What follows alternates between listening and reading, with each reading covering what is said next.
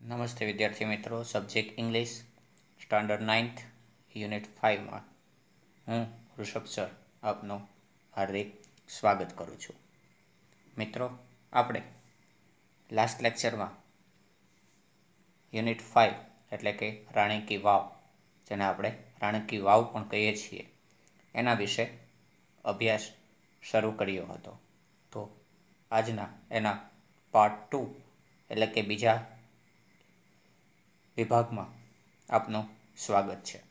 મિત્રો, આપણે એમાં જોયું હતું કે છેલ્લે કે એમાં 400 જેટલી મોટી મૂર્તિઓ આવેલી છે.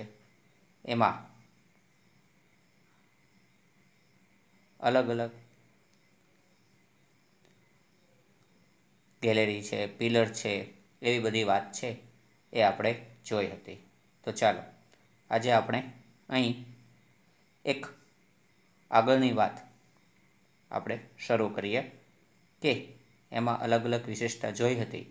એ વિશેષતાથી આપણે આગળ જઈએ કે ઇનફેક્ટ આપણે છેલ્લા લેક્ચરમાં જોયું હતું કે ત્યાં 400 જેટલી મૂર્તિઓ આવેલી છે. ત્યાં કોરિડોર છે, એના જે પિલર્સ, એના જે થાંભલાઓ છે એ પણ કંઈક વિશેષતા ધરાવે છે અને બધા જ માર્વેલના પથ્થરોમાંથી એ બનેલા છે. ઓકે, તો આગળ જોઈએ. ઇનફેક્ટ આપણે અહીંથી શરૂ કરીએ છીએ. Infact the Vav is solely dedicated to Vishnu. આ વાવ છે એ સંપૂર્ણપણે ડેડિકેટેડ, સમર્પિત થયેલી છે ટુ વિષ્ણુ, ગોડ વિષ્ણુને. વન કેન ફાઇન્ડ, આપણે અહીં શોધી શકીએ છીએ, વિષ્ણુ, ભગવાન વિષ્ણુના ડિફરન્ટ શેપ, અલગ અલગ આકારો, એન્ડ પોસ્ચ્યુર્સ, અલગ અલગ હાવભાવને. One can find Vishnu different shape and posture. આપણે અહીં અલગ અલગ આકારો અને અલગ અલગ પોસ્ચ્યોર એટલે કે એના જે હાવભાવ છે એ જોઈ શકીએ છીએ. After Vishnu, next important statue is of Parvati. Vishnu, god વિષ્ણુની મૂર્તિ પછી નેક્સ્ટ ઇમ્પોર્ટન્ટ સ્ટેચ્યુ, ખૂબ જ મહત્ત્વની જો મૂર્તિ આવતી હોય તો ઇઝ ઓફ પાર્વતી, એ પાર્વતીજીની છે. Nearly 15 galleries have the sculptures of Parvati. લગભગ 15 ગેલેરીમાં કોની મૂર્તિઓ છે? તો કે સ્કલ્પચર ઓફ પાર્વતી, ગોડેસીસ પાર્વતીની ત્યાં સ્કલ્પચર્સ, મૂર્તિઓ આવેલી છે. 12 statue of goddesses Gauri together at the same place. 12 જેટલી મૂર્તિઓ દેવી ગૌરીની ટુગેધર, એક સાથે આવેલી છે, એટ ધ સેમ પ્લેસ, એ જ જગ્યા ઉપર. Are rarely found anywhere. આવું રેરલી એટલે કે ભાગ્યે જ જોવા મળે છે એનીવેર, કોઈ પણ જગ્યાએ. The sun temple of Modhera has it. સૂર્ય મંદિર મોઢેરાનું હેઝ ઇટ, અહીં આવેલું છે. ધીસ વાવ have also all the 12 statues of Gauri, namely. આ વાવમાં 12 મૂર્તિઓ આવેલી છે ગૌરી માતાની, નેમલી, જેના નામ છે ઉમા, પાર્વતી, ગૌરી, લલિતા, શ્રેયા, કૃષ્ણ, મહિસ્વતી, રંભા, સાવિત્રી અને ત્રિસંધા, ટોટલ અને ત્રિપુરા. આ નામ છે. બિસાઇડ્સ, તે ઉપરાંત, there are many statues of gods and goddesses. ત્યાં આગળ ઘણી બધી મૂર્તિઓ આવેલી છે દેવ અને દેવીઓની. સચ એસ, જેમ કે ગણેશ, અગ્નિ, વાયુ, સૂર્ય, ભૈરવ, ચામુંડા, બ્રહ્મા, ઇન્દ્રા, ઇન્દ્રાણી, વૈષ્ણવી, વારાહી, મહાલક્ષ્મી, કુબેર, ઇટીસી. તો મિત્રો આમ આમાં આવેલી અલગ અલગ કૃતિઓની વાત છે એ આ પેરેગ્રાફમાં આપણે જોયું. ચાલો આગળ જોઈએ. તો અહીં આપ એક સુંદર મજાનું ચિત્ર જોઈ રહ્યા છો. અલગ અલગ કંડારેલી મૂર્તિઓ તમે જોઈ રહ્યા છો કે જે આપણે વાત કરી અને આગળ કરવાના છીએ. જોઈએ. There are also some of the rare sculptures of gods. અહીં કેટલીક ભાગ્યે જ જોવા મળતી, રેર એટલે કે ભાગ્યે જ જોવા મળતી મૂર્તિઓ ઓફ ગોડ્સ, ભગવાનની આવેલી છે. તો જોઈએ કેવી રેર સ્કલ્પચર એટલે કે ભાગ્યે જ જોવા મળતી મૂર્તિઓ છે એ અહીં આવેલી છે. Here one can find the statue of Lord Buddha. અહીં આપણે જોઈ શકીએ છીએ એક મૂર્તિ ભગવાન બુદ્ધની with 4 hands, જેને 4 હાથ છે. The statue of Rama. અહીં રામની મૂર્તિ છે with sword એટલે કે તલવાર and shield અને ભાલા સાથે. બરાબર ને? ધ સ્ટેચ્યુ ઓફ રામ, રામની મૂર્તિ છે વિથ સ્વોર્ડ એટલે કે તલવાર એન્ડ શિલ્ડ એટલે કે એક પ્રકારનું ભાલા ટાઈપનું જે હથિયાર હોય એ. પછી ધ સ્ટેચ્યુ ઓફ સન, અહીં સૂર્યની મૂર્તિ છે ઇન ફોર્મ ઓફ તપસ્વી, જેનું સ્વરૂપ એક તપસ્વી જેવું છે. તપસ્વી એટલે કે જે એક પગ સાથે અથવા તો ઊભા રહી અને તપસ્યા કરતા હોય, અથવા તો અલગ અલગ મુદ્રામાં ધ્યાન ધરતા હોય એવી મૂર્તિ. તો ધ સ્ટેચ્યુ ઓફ સન, અહીં સૂર્યની મૂર્તિ જેનું ફોર્મ, જેનું સ્વરૂપ છે ધ તપસ્વી, તપસ્વી પ્રમાણે.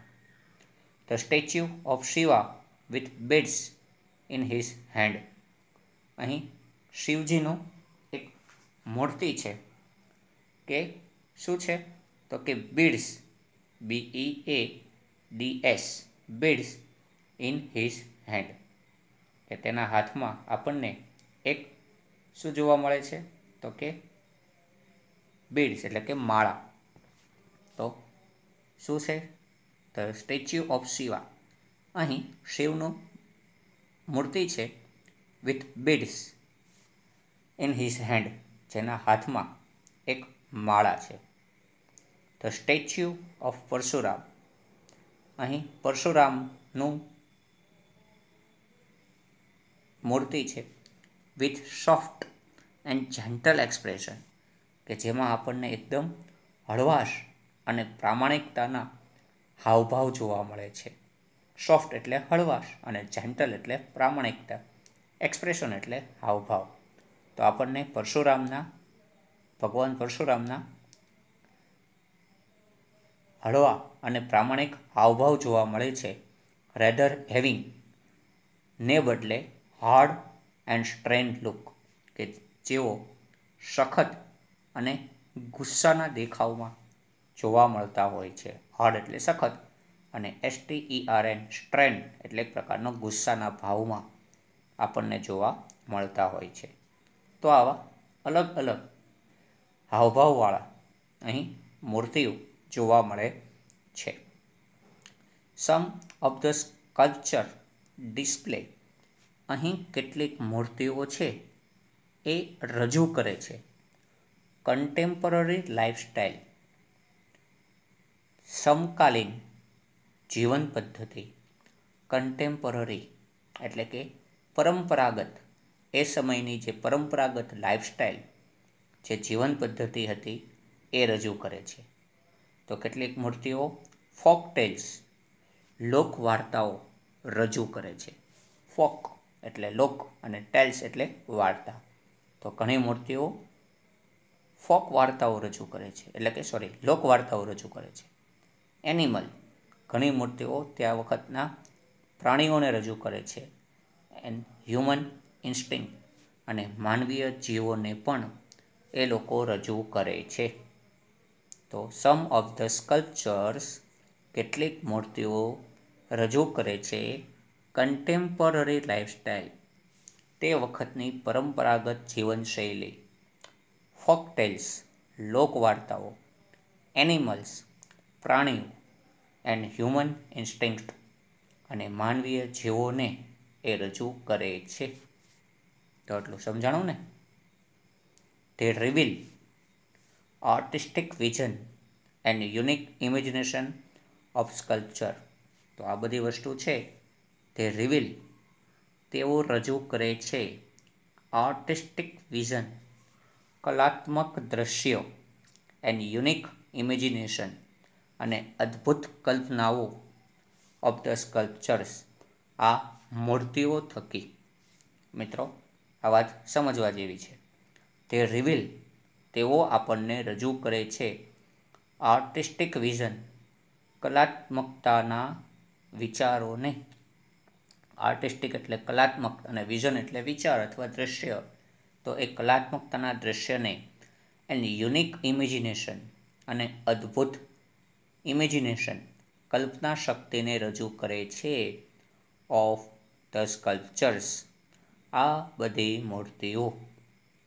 There are nearly 300 statues of apsaras. ત્યાં આગળ લગભગ 300 જેટલી અપ્સરાની મૂર્તિઓ છે.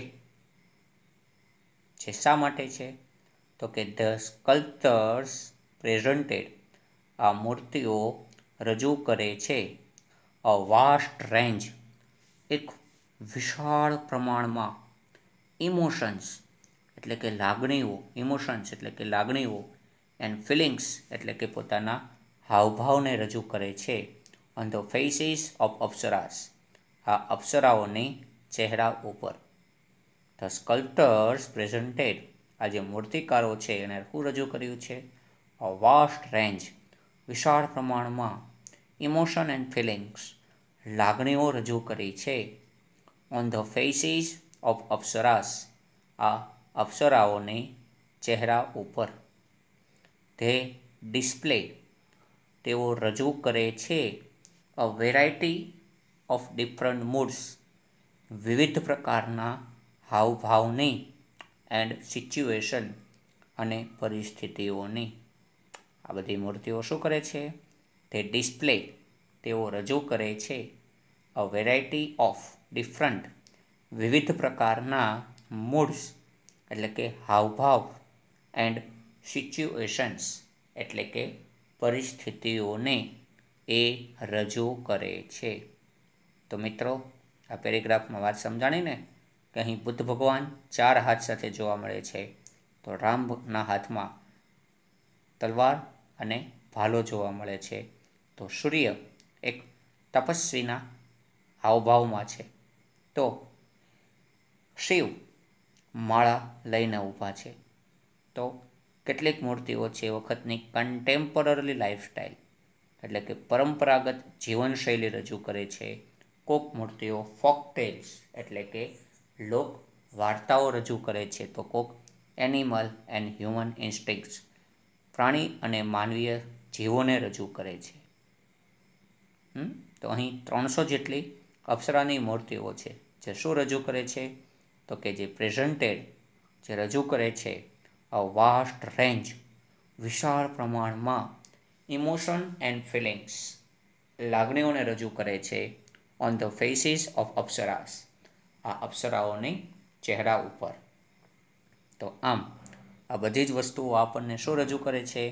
તો કે the display variety of different moods and situation, તેઓ રજૂ કરે છે અલગ અલગ પ્રકારના હાવભાવ અને પરિસ્થિતિઓને, એ વખતની અથવા તો હાલના માનવીય જીવનની. તો મિત્રો, આ વાત અહીં સમજાણી ને. તો ચાલો આ પાઠમાં આગળ જઈએ. ધ મોસ્ટ ઓફ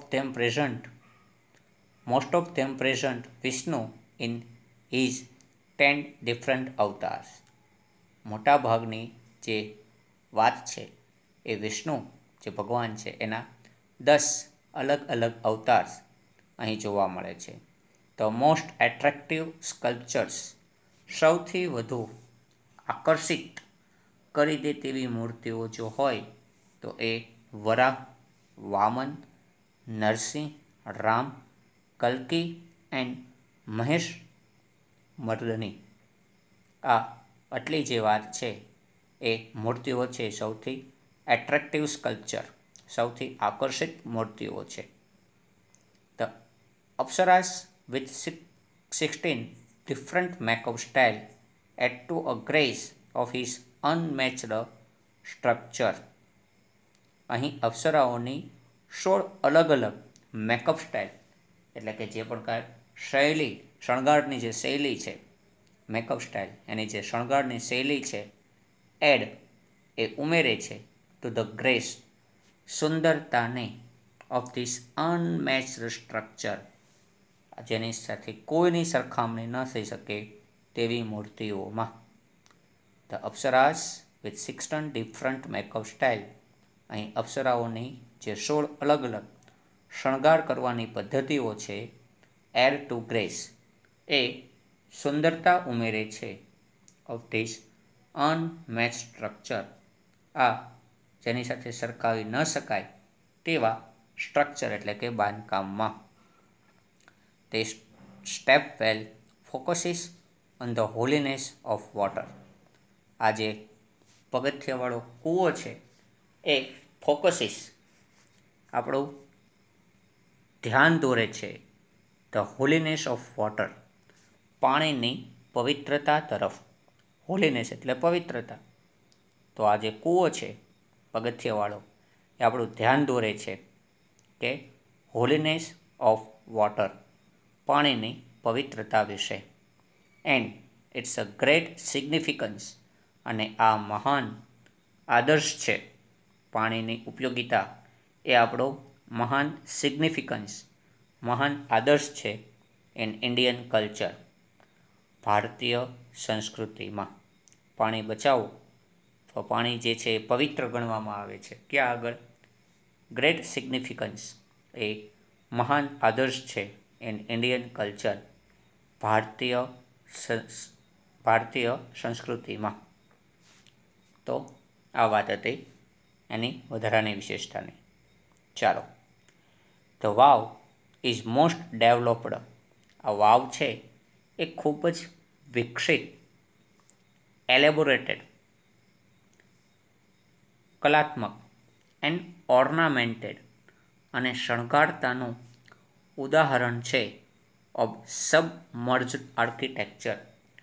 આપણા જે અદ્ભુત જે બાંધકામ છે એના ઉદાહરણોમાં. શું કહે છે? The Vav is most developed. આ જે વાવ છે એ ખૂબ જ વિકસિત, એલેબોરેટેડ, કલાત્મક એન્ડ ઓર્નામેન્ટેડ અને શણગારિતતાનું ઉદાહરણ છે ઓફ સબમર્જ્ડ આર્કિટેક્ચર, આ તૈયાર થયેલા બાંધકામમાં. It science of the glory of development of stepwell in India. તે નિશાની છે, ધ ગ્લોરી ઓફ ડેવલપમેન્ટ, એ ભવ્યતાની કે જેનો વિકાસ, ઓફ સ્ટેપવેલ, આવા કૂવાઓનો થયો તો ઇન ઇન્ડિયા, આપણા ભારતમાં.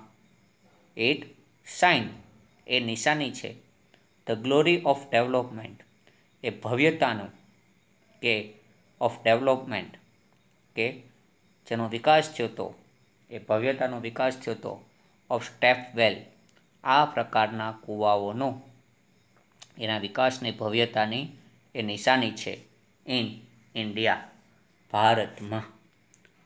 This Vav is a large and complex type stepwell. આ વાવ છે ને એ ખૂબ જ વિશાળ અને કોમ્પ્લેક્સ એટલે કે થોડીક કંઈક મુશ્કેલી પ્રકારની, અલગ પ્રકારની એ વાવ છે. This Vav is a large and complex type of step well. આ વાવ છે એ વિશાળ અને કંઈક અલગ પ્રકારનું બાંધકામ ધરાવતી એક પગથિયાવાળે કૂવો છે. It has ornamented panels of sculpture. તેને અલગ અલગ શણગાર દ્વારા તૈયાર કરવામાં આવેલી એક મૂર્તિઓનું બાંધકામ છે. It has ornamented panels of sculpture. તે મૂર્તિઓની હારમાળા થકી શણગારિત કરેલી એક કૃતિ છે. ઓર્નામેન્ટેડ એટલે શણગારિત કરવું, પેનલ્સ એટલે હારમાળા અને સ્કલ્પચર એટલે કે મૂર્તિઓ. તો તે મૂર્તિઓની શણગારિત કરેલી હારમાળાઓનું એક ઉત્તમ ઉદાહરણ છે. હવે એનો નાશ કઈ રીતે થયો?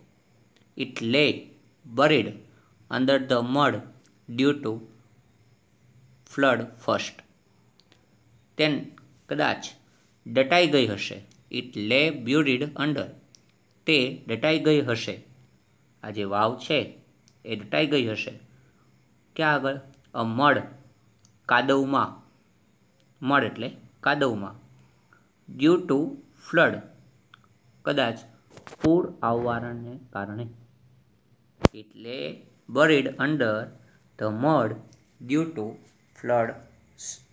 તે દટાઈ ગઈ હશે કાદવને કારણે. જે કાદવ કોને કારણે આવ્યો હશે? ડ્યુ ટુ ફ્લડ્સ, પૂરને કારણે. And then vanishing of the river Saraswati. અને પછી નાશ થયો હશે સરસ્વતી નદીનો. એટલે એ સરસ્વતી નદીનો નાશ થવાને કારણે પણ એનું પાણી અહીં આવ્યું હશે અને એ દટાઈ ગઈ હશે. It was hidden under layer of silt for almost 7th century. તે સંતાયેલી રહી પૃથ્વીના પડમાં. Layer of silt. લેયર એટલે શું થાય?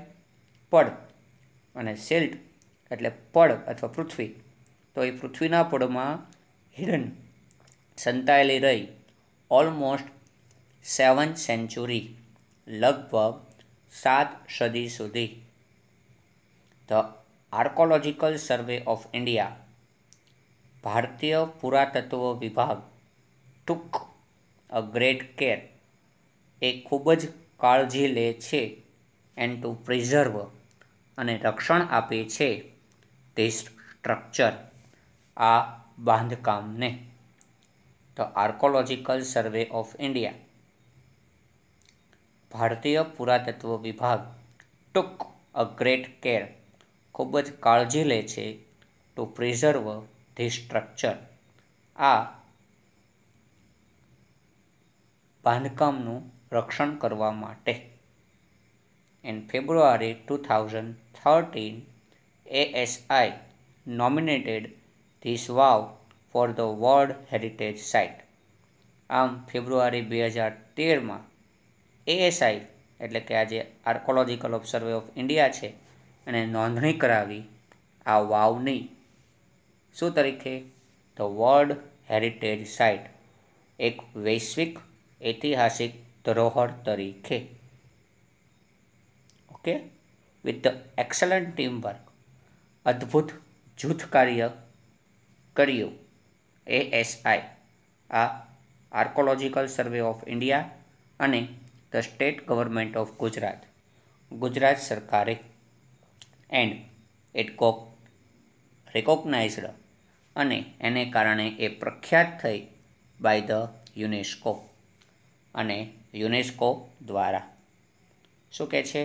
With the excellent team work by the ASI અને સ્ટેટ ગવર્મેન્ટ ઓફ ગુજરાત, અદ્ભુત જૂથ કાર્ય કર્યું ASI એટલે કે આર્કોલોજીકલ સર્વે ઓફ ઇન્ડિયા વિભાગે અને સ્ટેટ ગવર્મેન્ટ ઓફ ગુજરાત અને ગુજરાત સરકારે. એન્ડ ઇટ ગોટ રેકોગ્નાઇઝ, અને તેને કારણે એ પ્રખ્યાત બન્યું બાય ધ યુનેસ્કો, યુનેસ્કો દ્વારા. આમ આ રાણકી વાવ વિશેની જે આપણને અહીં માહિતી આપવામાં આવી છે એ ખૂબ જ નોલેજેબલ છે, એ યાદ રાખવા જેવી છે અને સમજવા જેવી છે. તો આ સાથે આ યુનિટ અહીં પૂરું થાય છે અને આપ આ યુનિટને શાંતિથી સાંભળશો એ વાત સાથે અસ્તુ.